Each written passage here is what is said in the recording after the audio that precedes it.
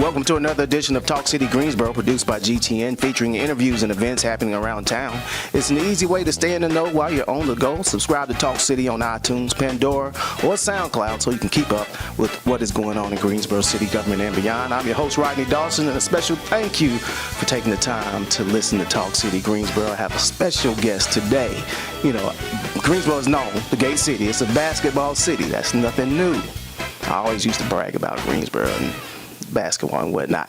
And we have a long storied history of basketball. Of course, the ACC was headquartered here, and I'm not just talking about the collegiate game. From 1969 to 1974, we had an American Basketball Association team, and the ABA team was based right here in Greensboro, the Cougars, and had players such as Doug Moe, who played for Carolina, and Billy Cunningham, who was a Player of the Year and MVP in the league, in the NBA. He also played for Carolina, Joe Caldwell. And I had a neighbor growing up. I'm dating myself. I had a neighbor growing up, had a big Great Dane, because he was a big, tall, he wasn't that tall, he was tall to me, guy, but it was a guy named Gene Little. Okay. And Gene Little was a 6-foot guard who averaged 12 points a game, but he played on the Cougars, the Carolina Cougars, and they played here, and then they would play in Charlotte and Raleigh at times, but they were based out of Greensboro. And so we stepped it up a notch. You know, we've really stepped it up. The UPSHOT League is here. UPSHOT, a new women's professional basketball organization based out of Jacksonville, Florida, and we're fielding a team here in Greensboro. Our squad over here is ready, the Greensboro Groove, and our colors are green and blue, and our head coach is here joining us on Talk City Greensboro, Janice Washington. Coach Washington, welcome to Talk City Greensboro. Thank you, Rodney, for having me. I am so excited to be here and to give everyone in Greensboro the information about how amazing this league is going to be for professional women's basketball, not just here in the city of Greensboro, but overall within the women's basketball landscape. Well, we're excited right along with you, and it's going to be a good fit, and it's the right time for a league to start. And I guess, you know, right off this is not a question I sent to you, but how is and we'll get to you as well, but how is the league feeding off the increased attention that the game has gotten in general, particularly in the last 2 years? Certainly over the last 2 years, more and more people have been paying attention. I would venture to say that those of us that have been in women's basketball for a really long time, we know that the product has been there. And so being able to have a situation where we're getting more eyes on this phenomenal product has been tremendous. And what the UPSHOT League and the Greensboro Groove certainly is going to provide is the avenue for more of those players that don't have the ability to make one of these rosters on the 13 WNBA teams to continue playing at a very high level against high level competition. All right. Well, Coach Washington, I'm glad you're here, and I kind of want to, connect people to the team, but I'm going to do it via you. Okay. You, okay.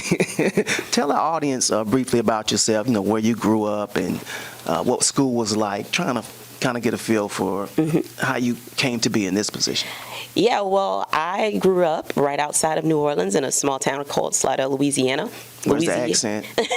Well, my accent, I believe my accent is kind of a mix between North Carolina, Louisiana. I've been all over the world, but I've spent 14 years here in North Carolina, so I feel like my accent is here, but it certainly has some tinges of right outside of New Orleans to it. So I grew up in a town called Slidell, Louisiana, and Louisiana is a football state, but a tremendous amount of athletes come out of the southeastern portion of the state. It is an incredible hub for athletes in general. The high school that I went to, we won state for football, basketball, and baseball all in the same school year, as well as like multiple back-to-backs in multiple sports. I was fortunate enough to have a Hall of Fame head coach that coached me, Pam Slayton, and the school that I went to also had Kalani Brown come after, who won a national championship at Baylor, and Chris Duhon, who won a national championship at Duke. And so, from a basketball perspective, the school was really huge for developing talent and sending basketball players on, as well as other sports and academics as well. But I made my way up here to North Carolina to play basketball, and it was just a very amazing opportunity to be at Campbell University. I have not I had not been up to that point too much outside the city limits, and so being out in a rural area was something that's very, very new to me. You can go back and watch the press conference to hear what I have to say about tobacco versus collard greens in terms of what that looks like as someone new to North Carolina, but I had a tremendous time playing basketball at Campbell for another person that's in the Hall of Fame, Wanda Watkins. She served there as a head coach for over 30 years, and even my associate head coach is also now in the Hall of Fame. So, having the opportunity to play under so many coaches that were so truly gifted, and now being able to continue my own journey. I was at Campbell for 5 years as a player, 14 years in total, because I did spend 9 years there as a coach. But I have been all over the world with basketball. I have coached in Europe at an American high school on an Army base. I have done AAU in Oklahoma. I have done military league in various parts of the country. But I've spent the majority of my time coaching 19 years at the college level. So it's definitely been a journey. Let me ask you this. When you were at Campbell, what's one thing that you learned as a player, as a teammate? I definitely learned how to be a very good leader and a better teammate than where I was when I initially got to Campbell. I'm very, very competitive, and still to this day very competitive. However, being able to learn all the nuances of dealing with teammates and their personalities and how my competitive nature could potentially rub people the wrong way were all certainly things that I learned in the process of just growing up and learning how to become a point guard that can also help uplift her teammates. What about durability? You played a lot of games. Yes. Oh. Did you come in saying, I'm strong? I know I'm strong. Well, I came into it knowing that I was strong, primarily because I'd spent 14 years as a gymnast. I was always undersized playing basketball. So I always knew I had to be the hardest worker. That's been a characteristic of every job that I've ever had, just going over and above and ensuring that I'm the hardest worker in the room. So at the time of graduation, I had played the most games of anyone that had ever played at Campbell University, and I felt it, but I loved to play. And even during my redshirt year, I feel like if they would have allowed me to play more, I would have chosen to play more. But, health in that instance was more important for down the road. I believe that. I do believe that. So where did the coaching bug? You're a strong player. Did someone approach you, or did you always have coaching in you, or did you pick it up from somebody or something? Where'd the coaching bug come from? I don't think I always had it in me, primarily because coming up in high school, and even through portions of college, I never wanted to be a teacher.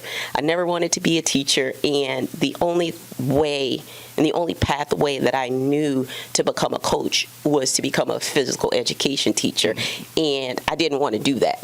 And so it was through working summer camps at Campbell and having to coach smaller and younger kids that I started to consider it. But the year of my graduation, I was offered a job in my field before graduating. And so I went ahead and took that job. And the next year, my coach at Campbell called me and asked me if I would like to join her staff. We're here with Coach Janice Washington. She's the head coach of the Greensboro Groove, the new team. The UPSHOT League is coming to Greensboro. They'll debut in May, and they got tryouts, which we'll talk about later. And so we can see the grit, we can see the durability, we can see you got to work hard, you got to outwork your opponent. We can see that in you, and I'm sure we're going to see that in your team as well. So let's talk about the UPSHOT League. Who's involved in it? Where are the teams located? The UPSHOT League, we're headquartered in Jacksonville, Florida, as you had mentioned before. Our commissioner is Donna Orinder, and our VP for basketball operations is Taj McWilliams Franklin. And anyone that knows basketball knows that those two names ring loudly in women's basketball circles. I don't know many people in professional women's basketball that don't know those two women. They are tremendous at what they do. They excel at what they do. And I just think that they are people that are really going to set the foundation for this league as we move forward. The league is about providing an opportunity, for young women, young elite. I saw what you did. Yeah. Want to acknowledge it. Yeah. So it's about providing, this opportunity that they maybe fell short on, but also gives them a shot, right? Gives them a chance to get further exposure to those WNBA teams, but also in the event that they are playing overseas and having the opportunity to move from maybe one league to a better league, or from one tier to a higher tier in the country that they're playing in. Gotcha. So you're going to have tryouts. We've gotten a feel of who you are as a person, and is it something? I used to hear that Coach Krzyzewski, Coach K at Duke, used to model his team after the 79 team. Mark Allery was the center, Johnny Dawkins, Tommy Amaker. So he always wanted the point guard like Tommy Amaker. He always wanted the two guard like Johnny Dawkins, and a five like Mark Allery. Is that how coaches think? Yes, at times. We have very specific things that we tend to look for by way of what is it that we want from a position-to-position basis, and also going after the most talented players and being able to really and truly develop something that fits for them and that will give them the chance to excel. So setting them up for success. So we got tryouts coming up, yes. And these players are coming, and they're looking to transition, and they're looking to keep their skills visible and whatnot. It's going to take place March 1st at, what is the Novant Health? Novant Health Fieldhouse, March 1st. Registration starts at 12. The event is going to be from 1 to 4 p.m. All right, and we'll put the information online where they can go to pre-register. Absolutely. We'll have that showing on the screen. Okay. But what are you looking for? What are you looking for in that player that comes? I'm looking for some dogs. I think at this level, it's very easy to think that you've made it. And there's still so much more room to grow. I think that's for every one of us that's involved, being able to just consistently grow and show that, hey, I'm here and I'm more than capable of doing this at this level. But, players know what that dog mentality looks like, but also the talent has got to be there. And so, there are, times where people have to really take a look in the mirror and make that decision, because sometimes, your body starts to wear down and it's physically limiting. Like, you're just limited physically with what you can do. But I'm certainly excited about what this Hoops Showcase is going to look like on March 1st. We're excited to see it. Yeah. As a head coach, as a player, you know how to get your players ready for disappointment and get your players ready for when they excel in areas. And I wanted to talk to you off mic before we set up about it, but I want to read something that what your former athletic director said about you. Okay. When you left Lincoln University. Okay. Proud HBCU. Cedric Denny-Tainer. The famous first. alum. Yeah, the first historically black college and university. He said, we are losing a dynamic leader. This is when you left Lincoln. We are losing a dynamic leader, an outstanding coach, and someone who truly continued laying the foundation for our program to thrive and succeed. When I read that, what impacted me was they didn't want to see you leave. And I could imagine maybe you didn't want to go, but you had to transition. You had to go to that next step, like you mentioned earlier. So how do you get players prepared for life like that, things like that? Well, at the end of the day, our goal as coaches is to, forgive me, I get a little bit choked up when I hear people speak highly of me. It means that my impact has been felt, and that is something special to me. But as it relates to like getting players ready for life, like that's the goal. Like that every coach should have the goal of prepping our players for what's to come. Right? When you look at the historical definition of a coach is a vessel to get someone from where they are to where they want to be. And so being able to do that on an individual basis requires understanding where each of these players, managers, assistant coaches, where do you want to go and how can I help you get there? You know, the audience is familiar with me saying this, and people that have heard me speak. Eduseer, I was working on a documentary, and eduseer, working on my doctorate, and eduseer is the root word of educate. And eduseer means to lead someone to their fullest potential. So that's true education. And so what you said is just that.